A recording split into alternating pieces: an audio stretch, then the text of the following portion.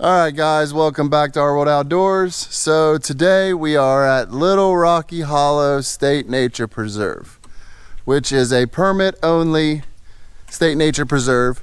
So we can't give you directions or tell you how to get here. All we can say is file for the permit, you'll get all the information you need, and then go from there. So come join us as we go explore.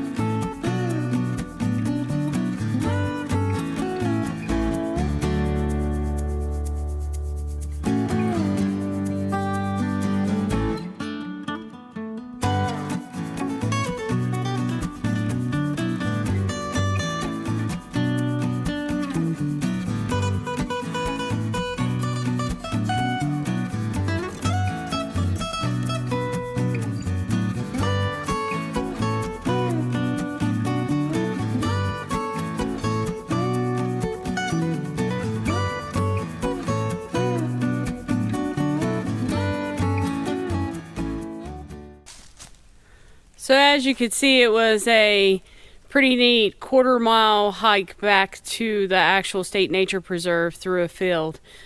It was a pretty nice little hike through there.